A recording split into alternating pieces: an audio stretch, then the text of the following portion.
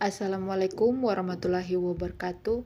Perkenalkan, nama saya Ertin Sartika Matkusa dengan NIM A1A220017 Prodi E1 Kebidanan. Di sini saya akan membahas tentang bahasa Indonesia. Pokok pembahasan yang pertama, sejarah, kedudukan, dan fungsi bahasa Indonesia. Kehadiran bahasa Indonesia tentu tak dapat dilepas ceraikan dari peristiwa Sumpah Pemuda. Peristiwa yang digadang-gadang berlangsung pada 28 Oktober 1928 ini menjadi tonggak penghormatan setinggi-tingginya terhadap bahasa Indonesia sebagai bahasa persatuan di Nusantara. Sumpah Pemuda. 1. Kami putra dan putri Indonesia mengaku bertumpah darah yang satu tanah air Indonesia. 2. Kami putra dan putri Indonesia mengaku berbangsa yang satu bangsa Indonesia. 3. Kami putra dan putri Indonesia menjunjung bahasa persatuan bahasa Indonesia.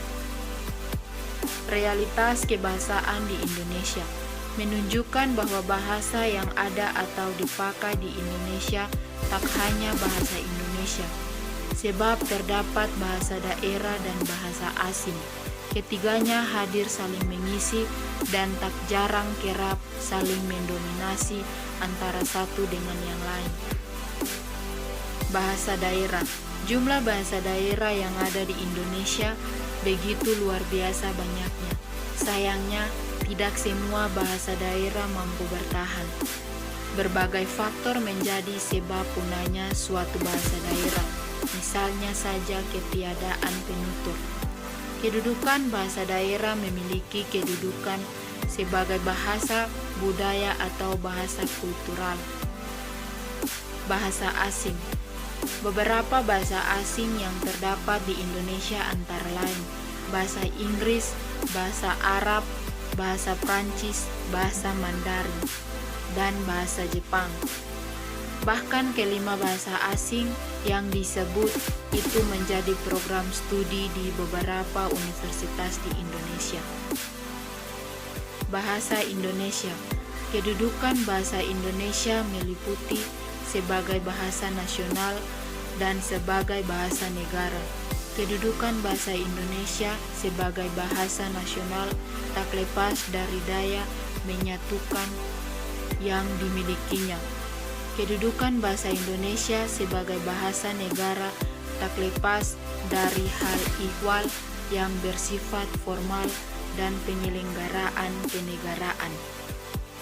Pokok pembahasan yang kedua, bahasa Indonesia ragam ilmiah.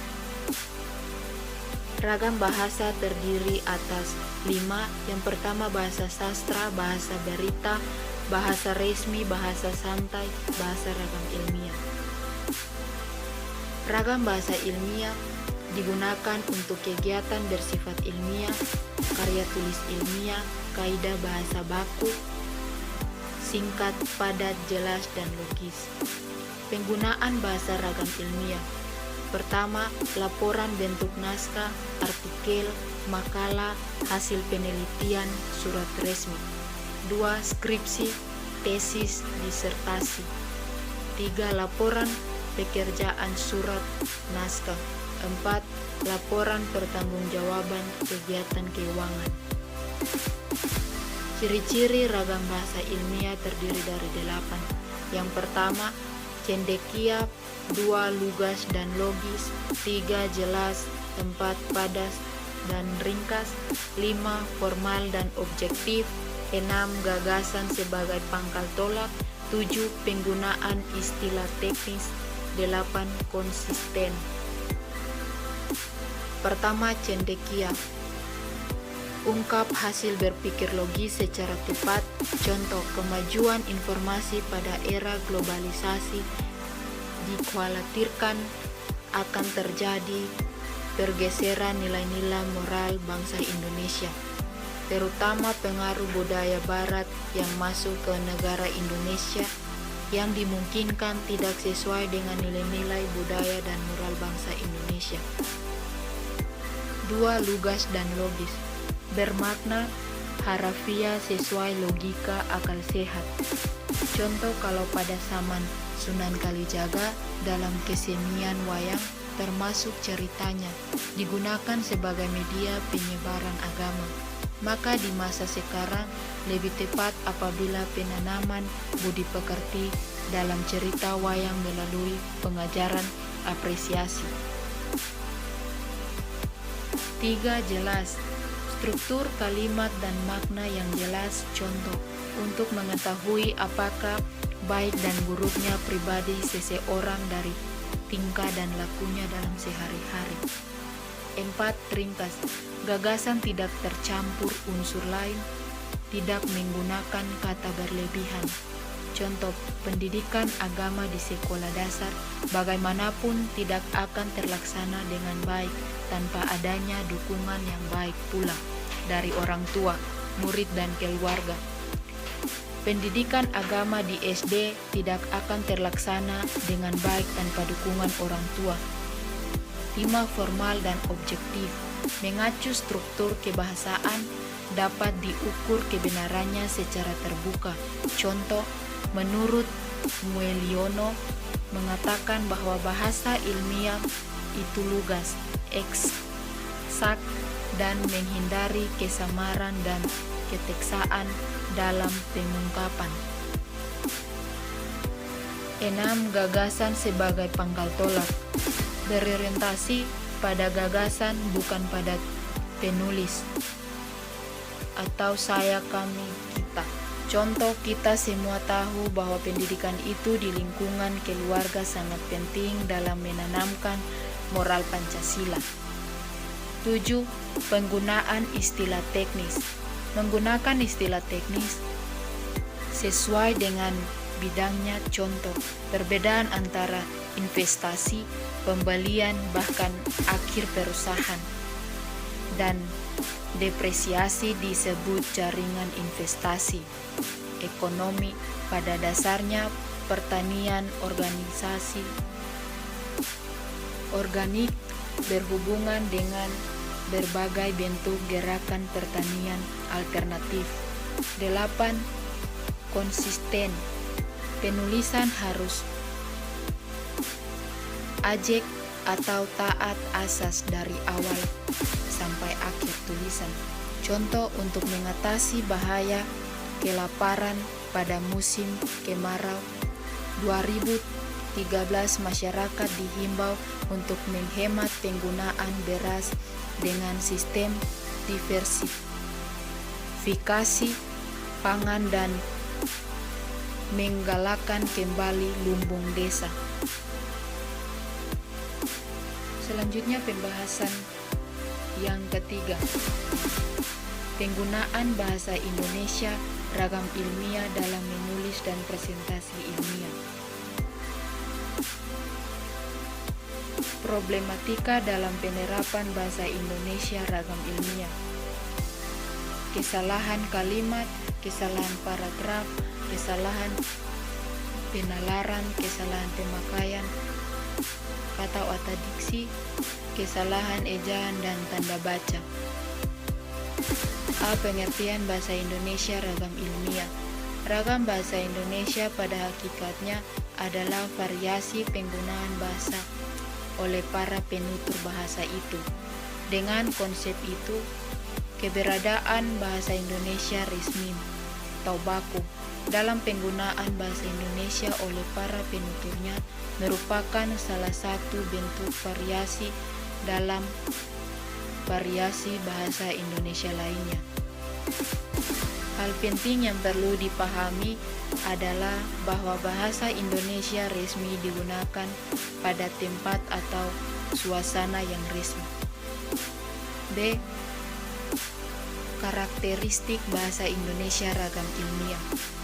Pada saat menulis tulisan ilmiah, penulis harus menunjukkan karakteristik bahasa Indonesia ragam ilmiah, yaitu sifat yang cendekia, lugas, dan jelas, menghindari kalimat pragmatis, bertolak dari gagasan, formal dan objektif, ringkas dan padat, dan konsisten.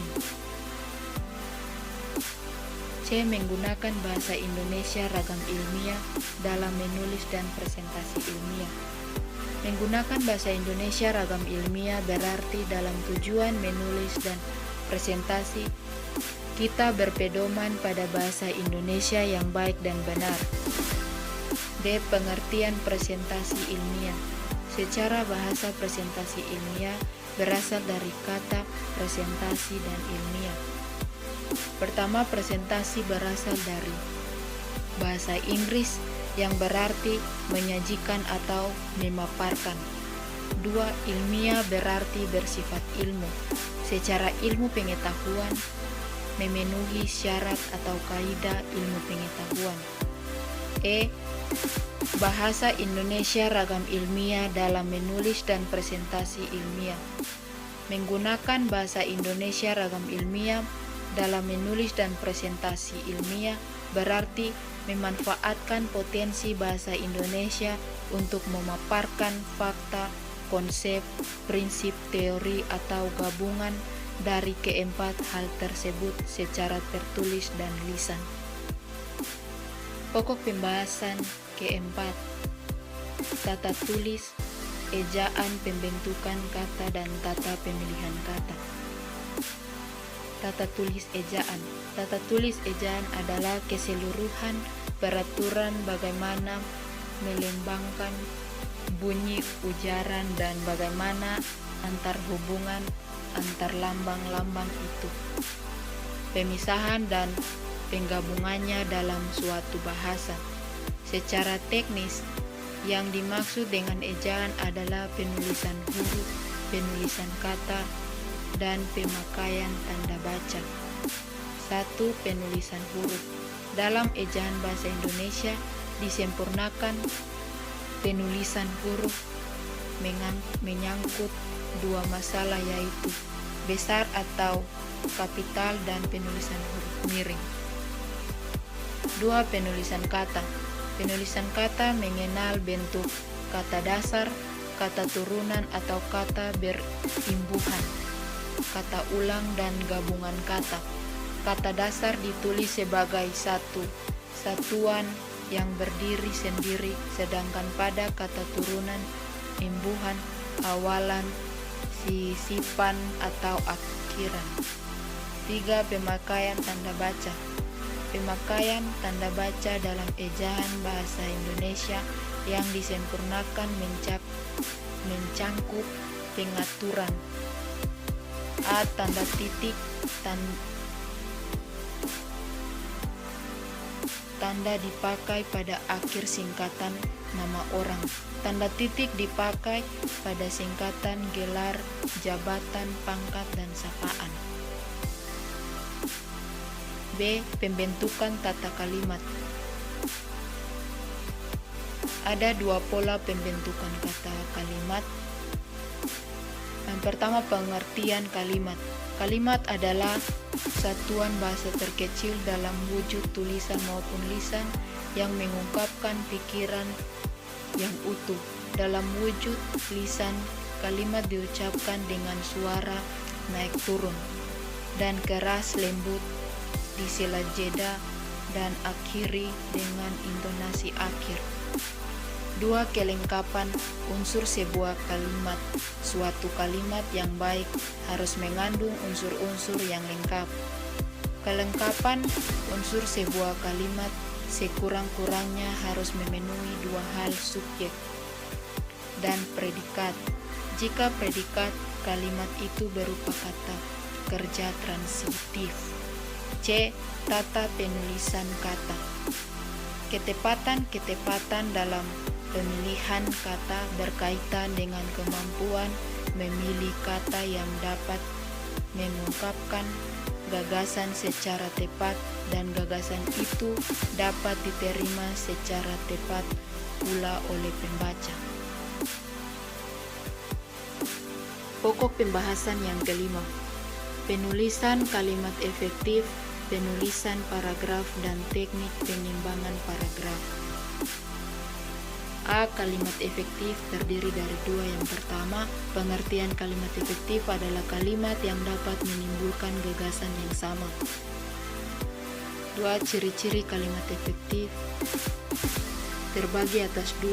Yang pertama, kesatuan gagasan setiap kalimat harus menunjukkan adanya kesatuan gagasan yang ditandai oleh adanya suatu ide tunggal. B. Kepaduan setiap kalimat harus disusun dengan koherensi atau kepaduan yang baik dan kompak antar unsurnya. B. Paragraf terdiri dari 2. Yang pertama, pengertian paragraf pada umumnya terdiri atas sejumlah kalimat. Sejumlah kalimat itu kait-mengait sehingga membentuk satu kesatuan. 2. Bentuk paragraf dilihat dari segi bentuknya dapat dibedakan menjadi 3, yaitu bentuk lekuk, bentuk lurus atau bentuk blok, dan bentuk gantung. C. Pengembangan paragraf. Pengembangan paragraf bersupial cara penulis untuk mengembangkan pola pikiran dan suatu paragraf. Yang pertama, pengembangan paragraf teknik terbagi menjadi 3. A.